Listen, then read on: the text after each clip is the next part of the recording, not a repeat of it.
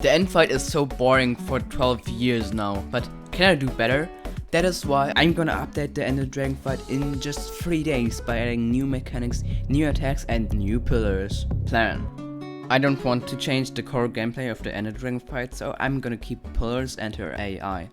But gonna upgrade everything so you can beat it only when you have max gear. So yes, the right plot for have fun speedrunners. I'm starting the first day with the pillars.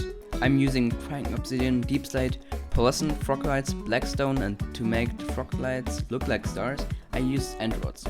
I kept the form of a pillar, but at the top the end crystal is in a cage. Also, I added end rods around the end crystal, so you can see from the bottom if it's already destroyed. But also it's more difficult to hit, and the fact that the pillars are now taller, destroying end crystals is in general harder.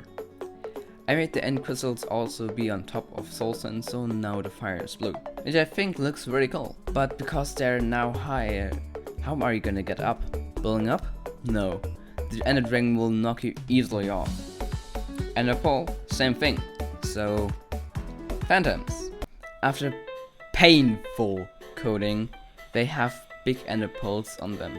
If you shoot the phantom, you ride the Ender Pearl, which then moves to the phantom. Also, there are some cool particles. Now I just have to make the towers generate. It's day 2 and we haven't even started with the boss yet. Killing the Ender Dragon is way too easy, just 4 beds and she's dead.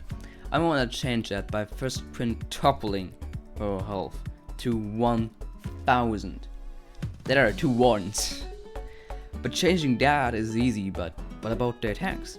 I'm planning to add 7 new attacks. First I have the code which attacks are considered and chosen. Done. Now the first attack. This will be the absorption shield.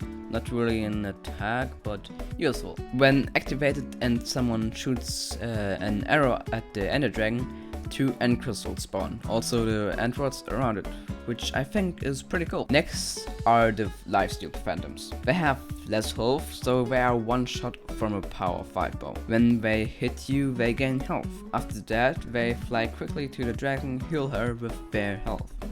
But the trait for her is that when she does that attack, she loses 45 of her health.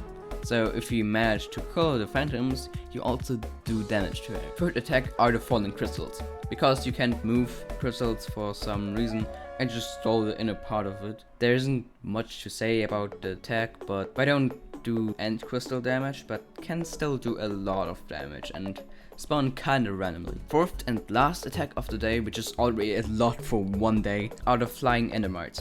They can only spawn if there are at least 2 end crystals, because they spawn at every end crystal, but because there could be too many, considering there are 10 end crystals, they are capped at 4. The endermites fly, of course, with particles so you can see them easier. They have strong poison on them, so when they are near you, they are one shot. But also the poison applies to you if you get hit by them. It's the last day and we are still not done. We still have to code the rest of the attacks and fix a few bugs. The 5th attack is the black hole. It's shot in the direction of the player, and if you are near it, you get sucked into it. Get little damage, but after 2 seconds it ends and it gives you a lot of damage. The 6th are the end rods. The dragon shoots 3 end rods in front of her. When you get hit by them, you fly very fast in the air, so make sure to bring multiple water buckets or shoot a phantom while you are in the air. Whatever is easier for you. Now comes the last attack. This is the dragon's breath. Yeah, I know that already exists, but now it does more damage and TPs you away. I'm done with all the attacks, which means the pack is fully on. By the way, Curve played this pack, and if you want to play this pack as well, it's available on Planet Minecraft.